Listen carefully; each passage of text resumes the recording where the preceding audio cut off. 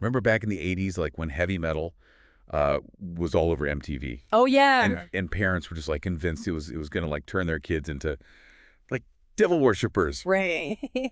Well, today we're going on like a deep dive into like the heart of that whole cultural firestorm. We're going to revisit the infamous 1985 Senate hearing on, they called it porn rock, Right. where a group of Washington wives led by Tipper Gore took on the music industry. It was this whole battle over lyrics and album covers Really? and like the very definition of artistic freedom. You might be thinking like warning labels on music. That's old news.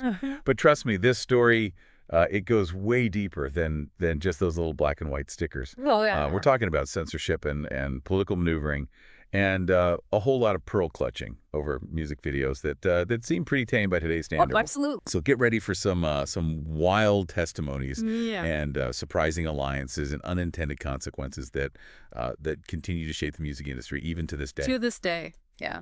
Okay, let's set the stage. It all started with Tipper Gore, Okay. wife of then Senator Al Gore, Yeah. Great. and her reaction to Prince's Darling Nikki off the Purple Rain album. Oh, yeah. She bought the record for her 11-year-old daughter Mm-hmm. and was, well, let's just say less than thrilled with the lyrics. Yeah, it's understandable that a parent would be concerned about explicit content. But Gore's reaction wasn't just about, protecting her own daughter. She felt a responsibility to shield all American children from what she saw as like the corrupting influence of rock music. And so the Parents Music Resource Center, or PMRC, was born. It's important to clarify the PMRC's goals. They weren't actually trying to like ban music outright. Yeah. They were primarily focused on getting warning labels on albums with explicit content. All right. Their concerns revolved around themes of violence, drug use, and for some reason the occult. Which is kind of ironic, considering some of the album covers they presented as evidence at the Senate hearing. I mean, you had WASP's Animal, Fake Like a Beast, with its, rather graphic imagery. Yeah. And then there was Def Leppard's Pyromania, which, to be fair, does feature a building engulfed in flames, seen through what looks like a gun scope. Right, right. And let's not forget, Wendy O. Williams sprawled out on a street Yeah. in a very revealing outfit. It's not exactly subtle, is it? No, it's almost as if those covers were already serving as a warning to parents. You think that would have been enough to deter anyone concerned about their kids' musical tastes? Right. Here's where it gets really interesting, though.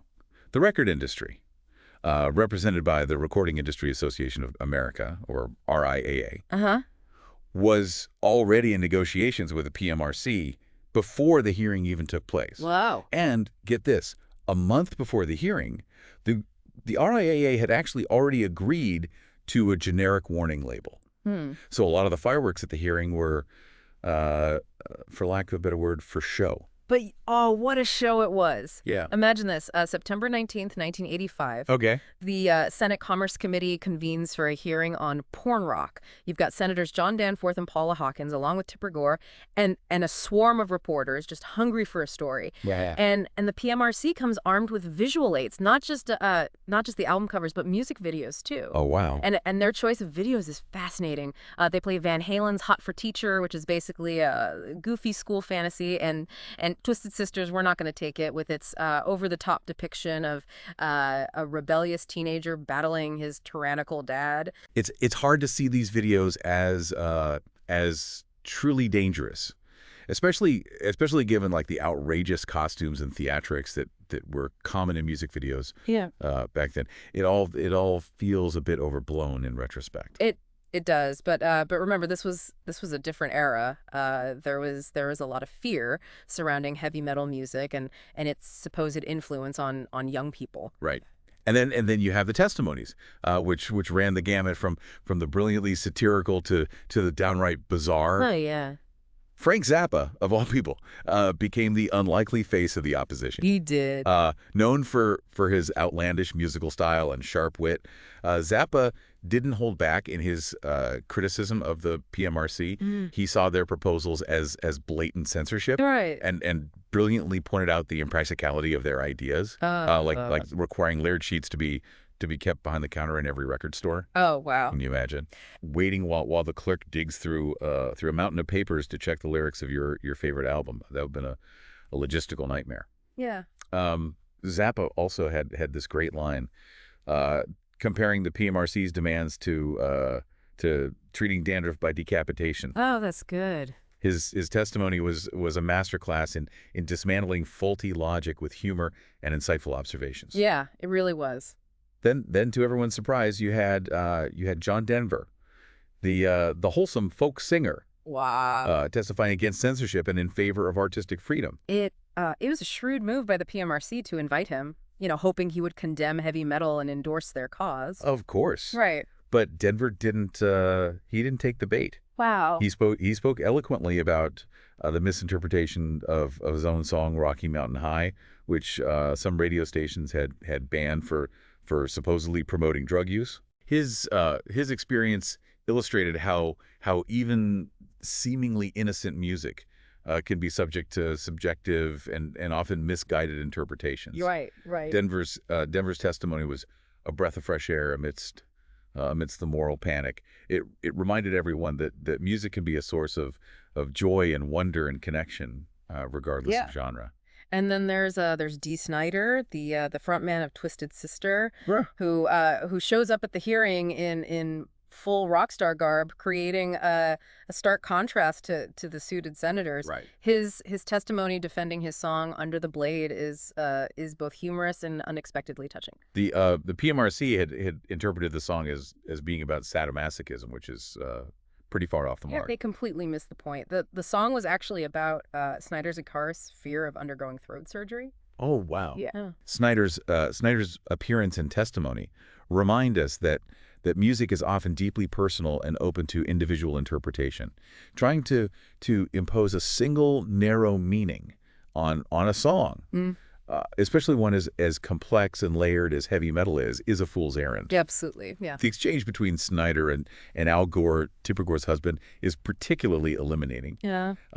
Gore grills Snyder about the true meaning of the song, but Snyder holds his ground, explaining that listeners are free to interpret music through their own lens. Right.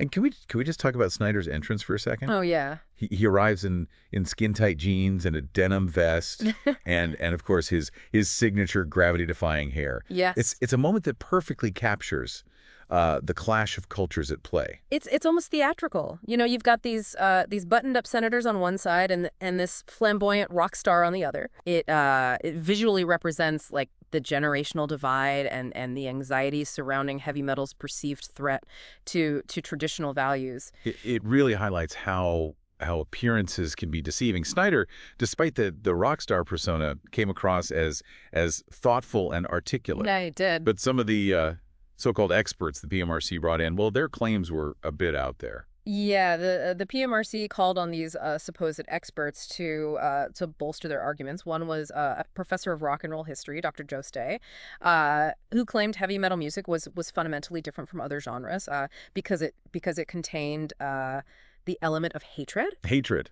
See, Seriously. What about all the blues songs about heartbreak and betrayal, or operas filled with murder and revenge? It's not like heavy metal invented those themes. It does seem like a rather selective definition of hatred, and of course they couldn't resist bringing up the idea of subliminal messages. Those hidden messages supposedly embedded in the music that could only be perceived subconsciously. Right. This is right in the middle of the satanic panic that was sweeping the country. Oh yeah. People were convinced that backward messages in rock music were turning kids into devil worshippers. Oh, absolutely. Like that rumor about hearing "Here's to my sweet Satan" when you play Led Zeppelin's "Stairway to Heaven" backward.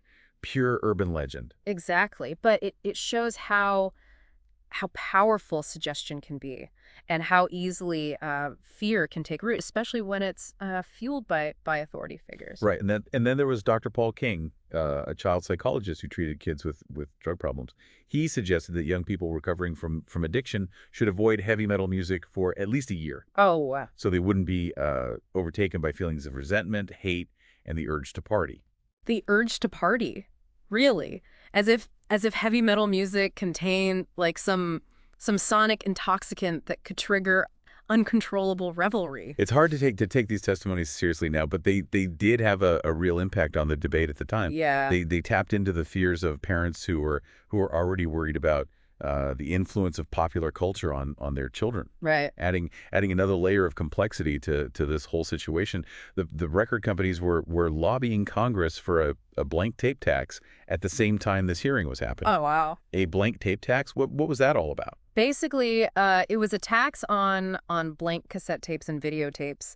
The music and film industries saw it as a way to recoup lost revenue from people recording music off the radio and movies off the TV. So they wanted to make us pay extra for recording mixtapes for our friends. Precisely. It was a very unpopular proposal.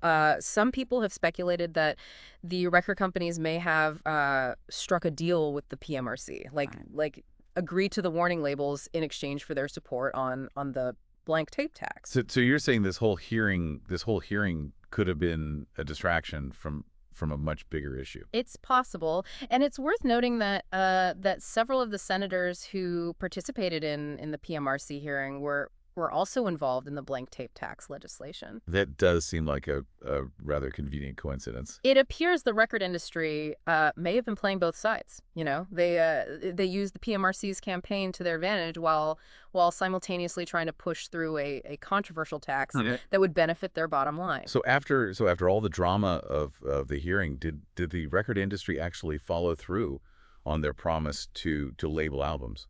They did, but it took some time for the parental advisory stickers to become as widespread as they are today. In the first 4 years after the hearing, only 49 albums received the label. Record companies had different standards for what they considered explicit. So some artists like Bruce Springsteen and Captain Beefheart received labels for albums that didn't seem particularly offensive. It seems a bit random, like they were just picking albums out of a hat. And then, of course, there were the unintended consequences.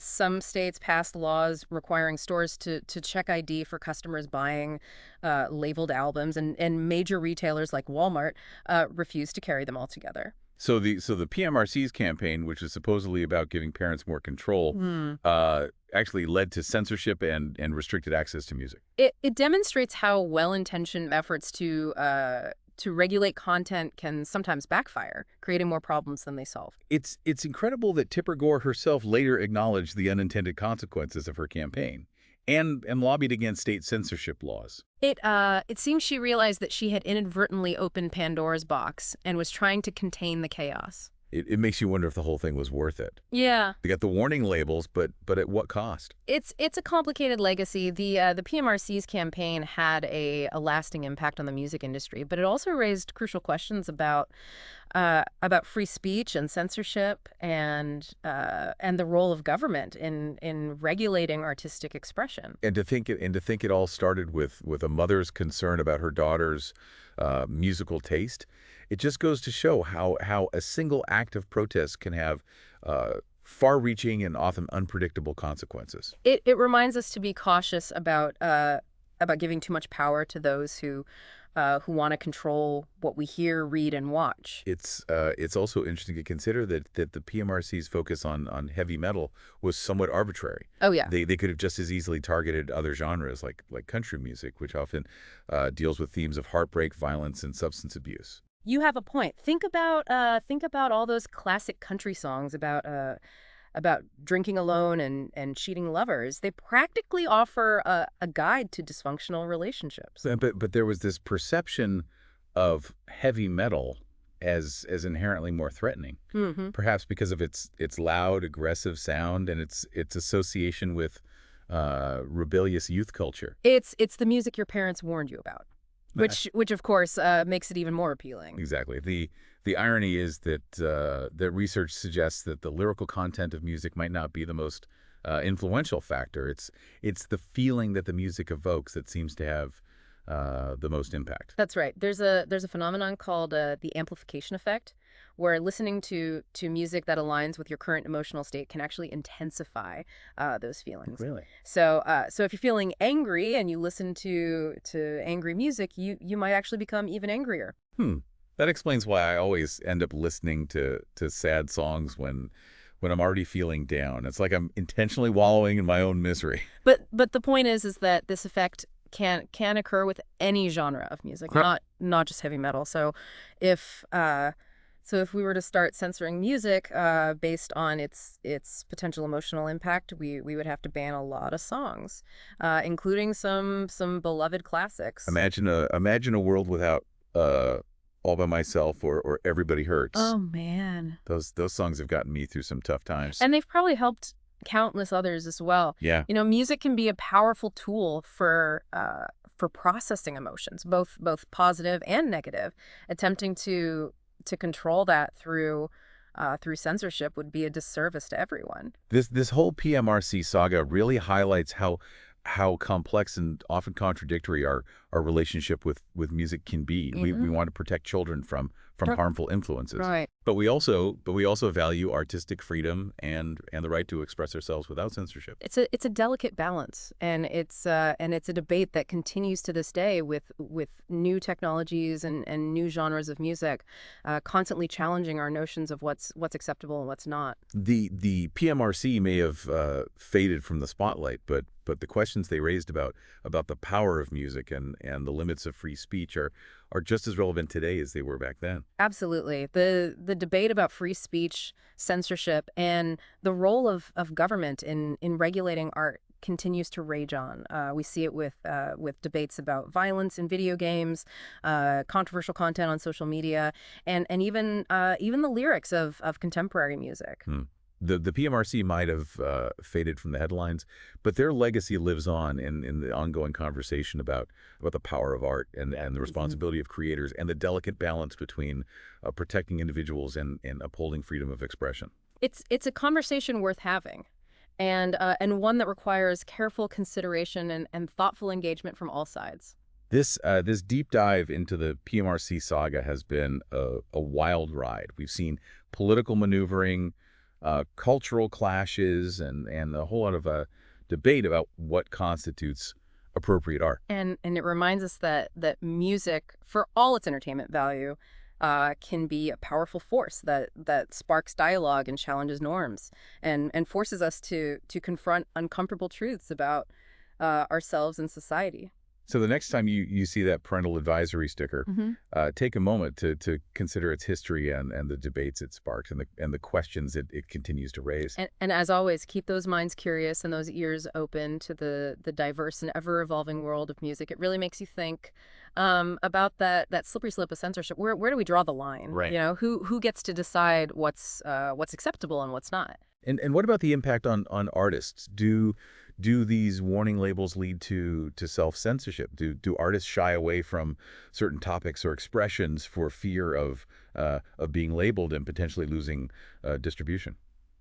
It's certainly a valid concern. The PMRC's campaign, while focused on protecting children, may have inadvertently created a climate of fear and caution within the music industry. It's also worth noting that those parental advisory stickers, which were initially intended to warn parents about explicit content, have become somewhat of a badge of honor for some artists and fans. Oh, absolutely. Yeah, and in some cases, the label has become a marketing tool. Yeah. You know, almost a sign of rebellion or a guarantee of edginess. So instead of deterring listeners, it might actually attract them. It's like the forbidden fruit effect. The more you try to restrict something, the more desirable it becomes.